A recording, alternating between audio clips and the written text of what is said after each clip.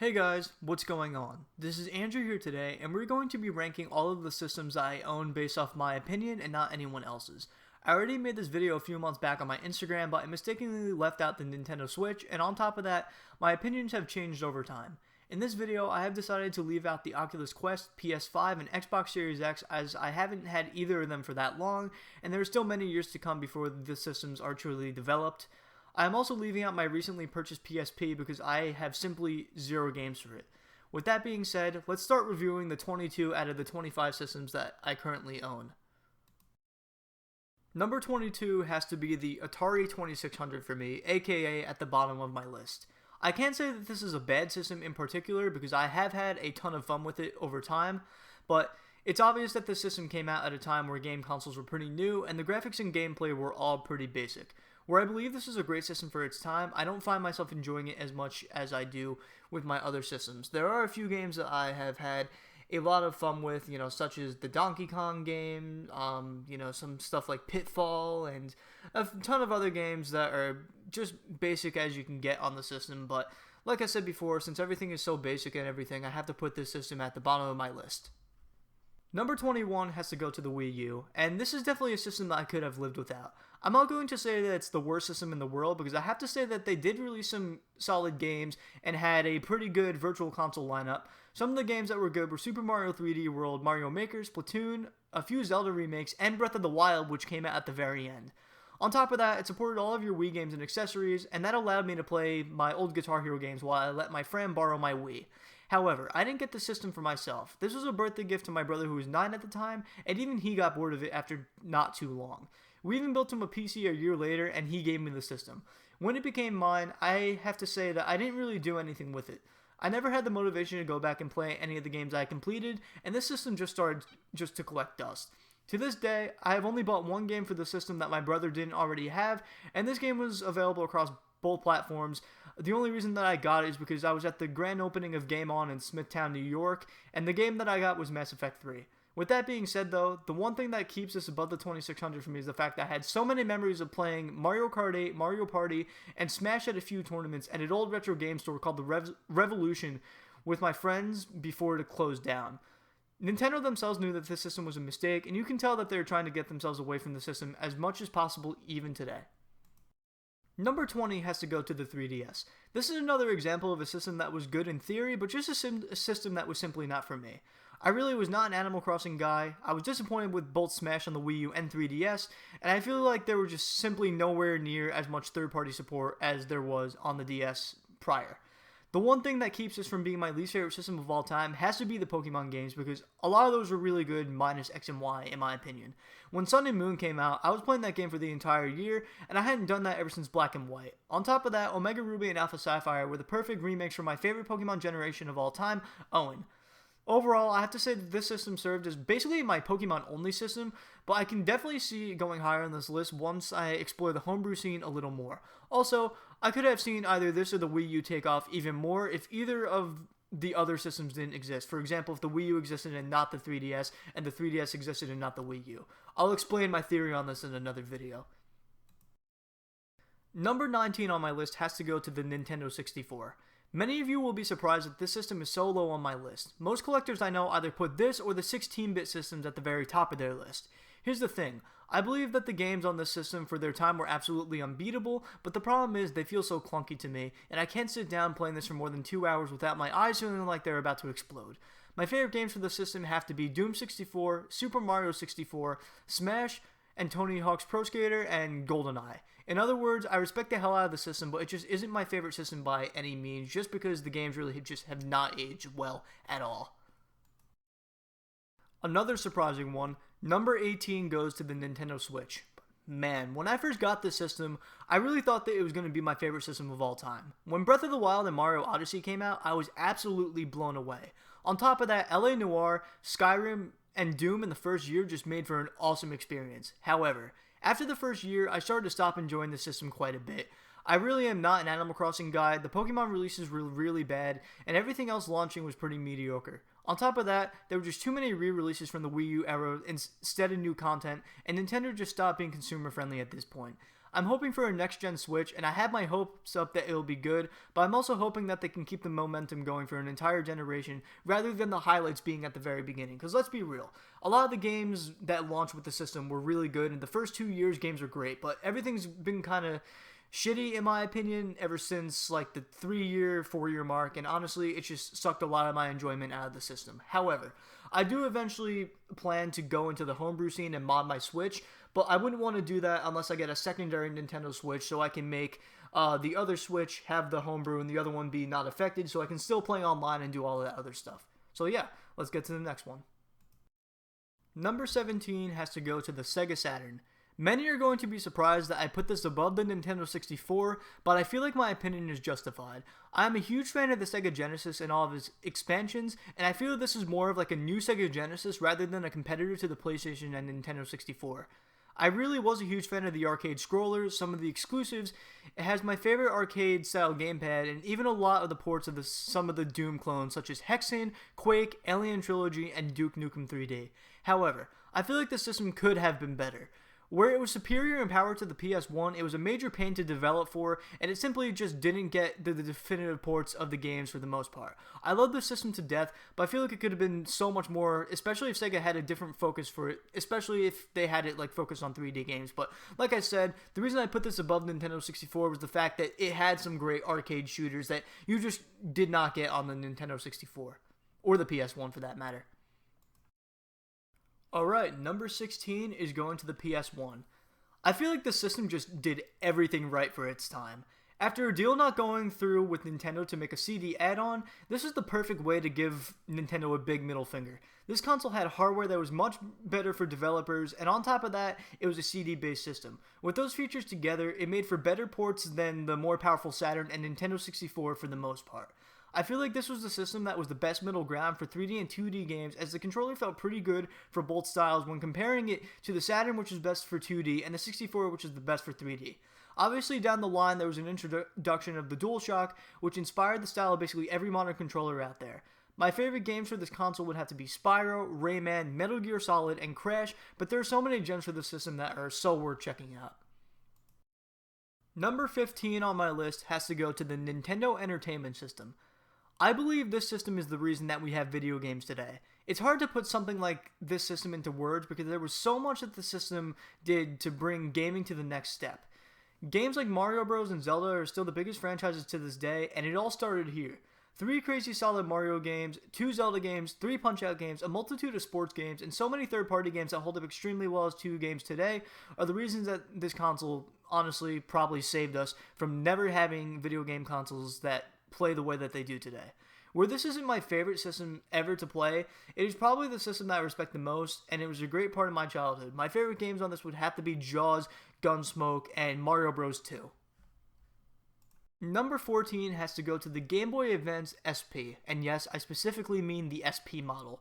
The GBA was the very first system that I ever owned to myself, but that would change only a year later when I got my DS. Still, even when I got my my GBA was what I used to play my GBA games. This system here has my favorite Pokemon generation, Gen 3, and quite a library of some solid games. My favorite childhood games on the system were all of the Pokemon releases, Sonic the Hedgehog, SpongeBob SquarePants the movie, LEGO Star Wars 1 and 2, and Cars, but over the year I've come back to play some of the re-releases from the older systems. The reason I put this over the NES is because how much the system truly packs. You were getting games from the NES, SNES, Genesis, and many systems that came before that as well, and they played all great on the layout of the GBA. On top of that, it was also compatible with all the Game Boy and Game Boy Color games, and had a backlit screen, making this the ultimate Game Boy handheld. Where this isn't my favorite handheld of all time, it definitely is what got me started on video games. Number 13 on this list has to go to the Wii. I have always been on and off with the system, but at this current time, I'm thinking really positively about it. During the time of me owning this system, I didn't know much about the hardware or graphics, and all I saw was a controller that I was able to swing for combat. Although this console was behind in hardware, it had a solid library of games and the introduction of Virtual Console. My favorite games on the system had to be Kirby's Epic Yarn, New Super Mario Bros., the Guitar Hero franchise, Star Wars The Force Unleashed with motion controls especially, Smash Bros. Brawl, which is my favorite Smash game, LEGO Star Wars The Complete Saga, Wii Sports, and Wii Play. Where this was a huge system for me growing up, I tend to nowadays play the Xbox 360 and PC ports as I've gotten out of the motion controls gimmick. Hell, I don't even use motion controls on the Switch at all unless it's forced on me. But I do have to say that this was a big system during my childhood, and this is the reason that I'm into Guitar Hero today, because this is the system I had Guitar Hero on. Number 12 goes to the DS. This system was a huge part of my childhood, and I probably put more hours on this than any other handheld. I had the DS Lite as my primary system for 2 years, the DSi for another 2, and then the DSi XL for about a year before I got my 3DS. I feel like this is the best handheld that Nintendo put out, and that's because I felt like it was very unique to everything else that was around. It's no surprise that the hardware in here wasn't anywhere near the level of performance of the current consoles, or even the PSP, but there were so many developers pushing their games onto the system, and some weren't so bad. On top of that, I feel like the system was a time of the golden era of Pokemon, consisting of the Gen 4 games, the Gen 2 remakes, Gen 5, plus Gen 5 Part 2. If you had the DS Fat and Light, you can also play the GBA games on top of that. This system took so many of the Nintendo 64 games and made definitive versions of them as well. I feel like the dual screens were a great feature to the system, and although this feature is no longer around, it made for some interesting utilization. As I'll be talking about in my next video, I believe treating this as a much different system than the Wii was a great move, and there's a reason that this is the best-selling handheld of all time and the second best-selling system in general of all time. At number 11, we're going to be talking about the PS Vita. This was a console that had so much potential, but Sony just barely supported it. The reason that this is how high as it is on my list isn't because of Sony, but it's thanks to the community. Similar to the Dreamcast, this was a console that was abandoned by the creator really fast, but immortalized through a hardworking community. This is probably one of the best indie game systems of all time. There are so many emulators that you can get on this thing, and it's a fairly simple process to get them all set up. On top of that, the homebrew scene is working very hard on ports, and we just recently saw the GTA trilogy come to the system. The very few games that launched that were pretty good, and my favorites would have to be Black Ops Declassified, Killzone Mercenaries, and a very solid game, one of my favorite games ever, Uncharted Golden Abyss. Since this system is based on Android, I can definitely see some more games being brought over, and that makes me very excited for what comes next in the homebrew scene. At number 10, we're going to be talking about the Xbox One. Yes, I said it. The Xbox One has made it into my top 10 favorite systems of all time, and for good reason. When this system first launched, it most definitely had its problems. Once Phil Spencer took over, though, everything went up from here. Although we didn't see as many killer exclusives as we saw on the PS4, that's not to say that the system was bad. Some of my favorite games I played on the system include Quantum Break, Gears 5, Halo the Master Chief Collection, Rare Replay, ReCore, Sunset Overdrive, Destiny, Black Ops 3, Crash Out 4, and the Walking Dead franchise, as well as Life is Strange, and most recently Tony Hawk's Pro Skater 1 and 2 Remake and Crackdown 3. The thing is, though, it wasn't just the games that kept me on the system, but it was also the consumer-friendly business model that the company had. Crossplay was put into effect with no hesitation, Game Pass is the best gaming deal of all time, and backwards compatibility across every Xbox platform was added, and features such as Dev Mode and the Preview program allowed you to get the most out of your system. Where I definitely preferred the PS4 in terms of games, I preferred my Xbox One for the service, and my Xbox One is living on through my Xbox Series X. Number 9 on my list is going to be the GameCube. This system was my first home console after playing my dad's original Xbox for some time. I got this console when the Wii launched, and I definitely consider it my favorite 3D Nintendo system. Some of the games I played were Pokemon XD Gale of Darkness, Lego Star Wars 1 and 2, SpongeBob the Movie, The Lord of the Rings, The Two Towers, and Return of the King, Sonic Adventure DX and 2, Barnyard, Meet the Robinsons, Mario Kart Double Dash, Super Smash Bros. Melee, and Star Wars Jedi Outcast. I feel like this is the last system that Nintendo launched feeling like they were in competition, and after this they kind of went on their own way. I definitely believe that the system could have gone a bit further if they allowed the regular discs instead of the mini discs they were using, and they definitely would have gotten more developers on their platform just like the OG Xbox and PS2 did. However, if this console did succeed, I believe we would have seen a much different Nintendo today, because you gotta remember, the Nintendo 64 didn't do too well compared to the PlayStation, and the GameCube was the one that sold the least besides for the Dreamcast. So after seeing their consoles not do as well as they wanted, they went and had to go and do something else. So I have a feeling that's why Nintendo is the way they are today. Number 8 has to go to the Sega Dreamcast. After getting my Genesis, I started looking into the history of Sega, and this was the console that I was most interested in for years. However, I had not bought the system for another 3 years after researching it, but when I finally did, I was completely blown away. Some of my favorite official games on the system include Sonic Adventure 1 and 2, Crazy Taxi, Heavy Metal, Power Stone, Tony Hawk's Pro Skater 1 and 2, Quake 3, and Jet Grind Radio. However, similar to the PS Vita, this system was abandoned fast by Sega, and the community is what basically kept it alive. Some of my favorite unofficial games that came to the system were Half-Life, Gunlord, Beats of Rage, and Halo Revamped. The Dreamcast was truly ahead of its time, and sadly that was the downfall of the system. The consumer was just not ready for it, and by the time they were, the original Xbox was already a suitable replacement. I truly believe that there was no Dreamcast, there would be no Xbox, so for that I have to thank Sega for launching this masterpiece. This system doesn't seem to be dying anytime soon, and I would love to one day develop my own games for this system as well, once I get my degree in game development. Number 7 on my list has to go to the PS3.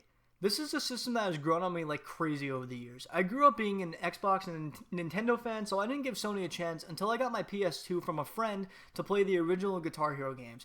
After getting a PS2, I fell in love with the platform, and now I have every single PlayStation console and handheld minus the PS TV, which in reality is just a Vita. It wasn't until 2017 that I got my PS3, 3 years after I got my PS4, and it wasn't until 2020 that I got a few games for it other than Guitar Hero 3. After playing the system for some time, I fell in love with its exclusive lineup just like I fell in love with the PS4's lineup. Although I play third parties on my 360 and PC, this had some pretty solid exclusives such as Uncharted, Killzone, Resistance, Infamous, Ratchet & Clank, Beyond Two Souls, Heavy Rain, and my favorite, The Last of Us. Who knows, maybe the more I play the system, the more it will go up my list, but for now, it's right here where I believe it belongs. Number 6 on my list has to be the PS2. As I just stated, the main reason I got a PS2 is because I wanted to play the Guitar Hero games that you just couldn't get on any other system. After that, I went to a retro game store that has sadly closed down to pick up a guitar for the game, and while I was there was a huge sale. I ended up buying a load of games, and it made me realize how awesome the PS2 really was. Some of my favorite games have to be the GTA trilogy, The Lord of the Rings: The Two Towers, Jak and Daxter, Ratchet & Clank, Killzone, the Call of Duty series, Star Wars Battlefront 2, Guitar Hero 80s, and the rest of the franchise, and Max Payne. The reason that this console isn't as high as the OG Xbox will be on this list is because after I got my OG Xbox, I started getting and enjoying the third-party games more on that platform due to the better graphics and performance. With the huge library of the PS2 and full backwards compatibility with PS1 games, this is one of the best consoles of all time. As I stated before, the GameCube is my favorite 3D system that Nintendo has released, but at number 5, my favorite 2D Nintendo system has to be the Super Nintendo. This system right here was the absolute perfect sequel to the NES, while serving as an incredible competitor to the Sega Genesis. Some games to look at would be Super Metroid, Home Alone, Super Mario All-Stars, Donkey Kong Country 1 through 3, Super Star Wars, the whole series, Star Fox, F-Zero, Super Mario World, and so much more. Taking a look at the hardware, this definitely had the edge in graphics and audio compared to the Genesis, so you mainly saw the better ports coming to the system. If I were to pick a time to experience a generation, it would definitely be to go back to the 16-bit era. Unfortunately, because I was not born around that time, I would love to just go back and experience it right there. The next one right here is going to surprise you, but number 4, the Sega Genesis. As crazy as it sounds, I'm one of those people who prefers the Genesis over the Super Nintendo. The Sega Genesis was the first retro gaming system that I ever purchased when Game on Miller Place in New York first opened at its small location, and from that day forward, it has become my favorite classic system that I have ever purchased, and probably will always be. My favorite games on the system have to be Golden Axe, the Sonic trilogy, plus Sonic and Knuckles, Alter Beast, Streets of Rage, Mortal Kombat, Aladdin, Home Alone, Alien 3, The Lion King, Echo the Dolphin, and I can keep going on and on.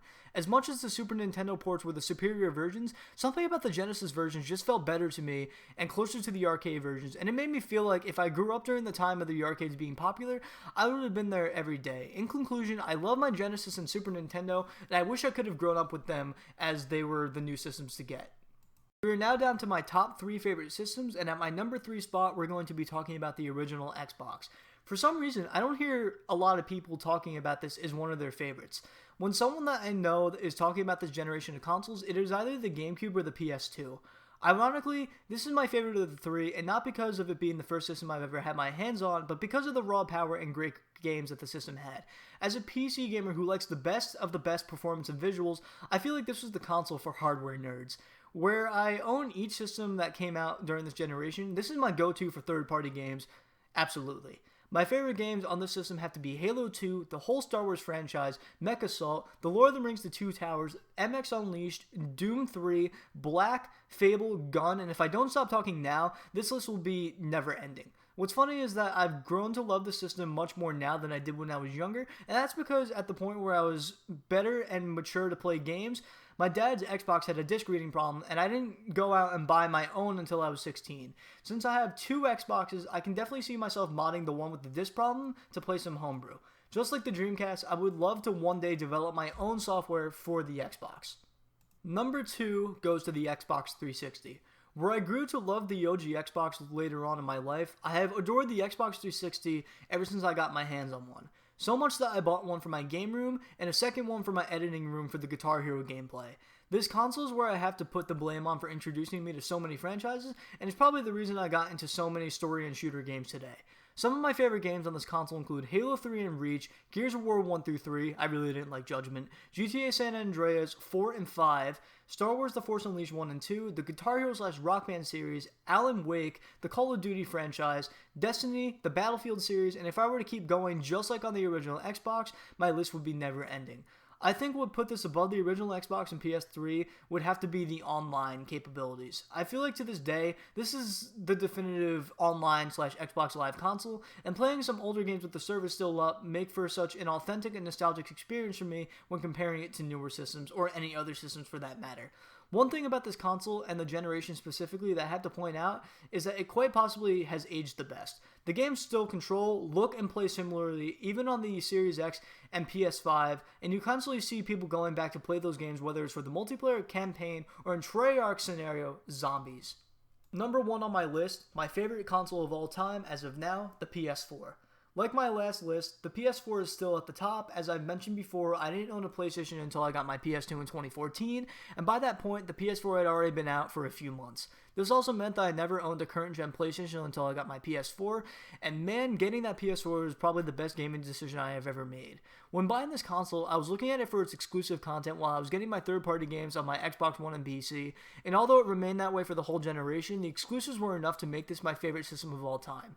I was able to experience many games that are on PS3 that I never got to play, such as Beyond Two Souls, Heavy Rain, and Uncharted 1 through 3, and after playing Uncharted, the Nathan Drake collection, Uncharted became my favorite action-adventure franchise, and action-adventure became my favorite genre, causing me to want to become a developer for that genre in the future. Later on, I got Uncharted 4, my favorite action-adventure game, Ratchet & Clank, Days Gone, Death Stranding, Horizon Zero Dawn, The Last Guardian, God of War, Spider-Man, Infamous Second Son, Killzone Shadowfall, and Bloodborne. With that huge variety of exclusives, it's going to be hard for another console to beat it. Where last generation wasn't my favorite generation of all time, the PS4 was no doubt in my mind my favorite console that I've ever played, and I'm very excited for what the PS5 has to offer. For as much as I love the PS4, it definitely had its faults, and at the end of the generation you started seeing Sony become a little anti-consumer in some instances, but I'm hoping that that will change when they start getting maybe criticism and all that. But for now, I'm very excited to see what the PS5 has to offer, as I enjoyed the PS4 very, very much for it to be my favorite system of all time. Anyway guys, that's everything. I don't expect you guys to agree with my take on these systems, and that's alright because these are just my opinions. I'm very excited to see what the next generation of systems has to offer, and who knows if either one of them are going to take my top spot away from the PS4. I will make another video ranking these consoles again in a few years, but for now, this is my take, and I guarantee I'll change my mind again. Probably within a week, 2 weeks, you never know. But in terms of this video, these are my opinions now. So have a good one, guys.